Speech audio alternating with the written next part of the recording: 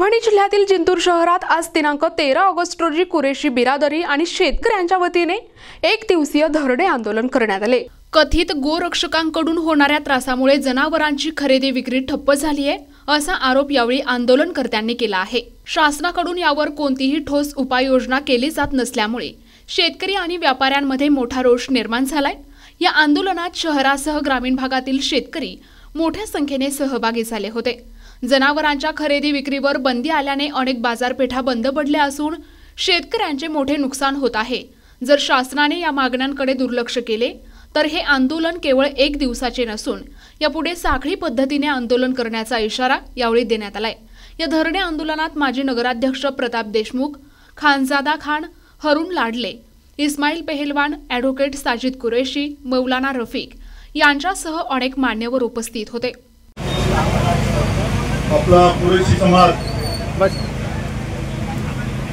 आणि त्यात शेतकरी वर्ग जे मागील 4-5 महिन्यापासून काही कारणास्तव जे आपले जनावर असते त्यांच्या खरेदी विक्रीच्या माध्यमातून त्यांच्यावर जे अन्याय होत आहे आणि कायद्याची जे सक्ती होत आहे त्या निमित्त सगळा समाज त्या ठिकाणी मुद्दामून उपोषणाला बसला आणि जिंतूर शहराचा माजी नगराध्यक्ष या नात्याने आणि इथं मी शहरातला मागच्या आमचा जन्म या शहरात गेला इथं वतनदार नात्याने कुठलं राजकारण न करता या समाजाला कसा न्याय भेटेल यासाठी मी तो मुद्दाम आलो।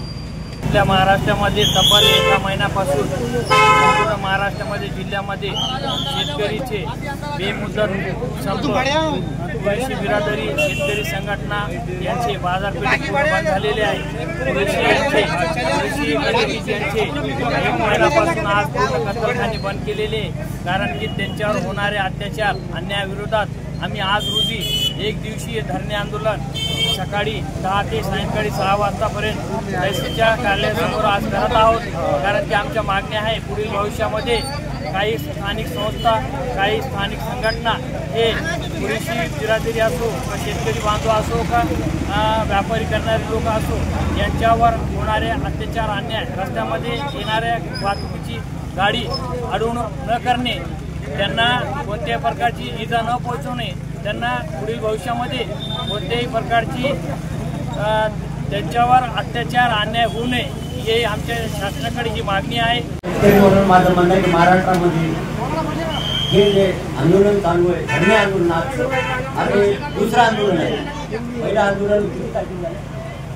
पहिलं आंदोलन किती तारखेला? 25 तारखेला झालं। आज 13 तारीख आहे। हे आंदोलनाला सरकार घेणार नाही। एक शेतकऱ्याची आणि कृषी समाजाची आणि व्यापाऱ्याची जोपर्यंत मीटिंग झाली नाही तोपर्यंत हे आंदोलन मागे घेणार नाही। धरने आंदोलन जो चल रहा है ये आज शाम 5 बजे तक इंशाल्लाह चलेगा और आइंदा भी ये चलता रहेगा जब तक कि हमारी मांगे पूरी नहीं होंगी। क्या है मांग आपकी? हमारी मांग ये है कि हमारे जो कारोबार इलीगल तो जो हमारे ऊपर जो हमले होते हैं रास्ते के दरमियान में वो तमाम के तमाम जो है हमले हमारे ऊपर जो हो रहे हैं उसको बंद कर दिया जाए। आंदोलन है इसके अंदर हम शरीक होते हैं। इस वजह से कि समाज के ऊपर जो जुल्म ज्यादती हो रही है उसको जल्द यहाँ से हटाया जाए और जो मनमानी कारोबार चल रहा है उसको रफा दफा किया जाए से जल्द। इसके लिए यहाँ पर हम हाजिर हैं। प्रतिनिधी रिया चाउस, NTV न्यूज मराठी, जिंतूर, परभणी।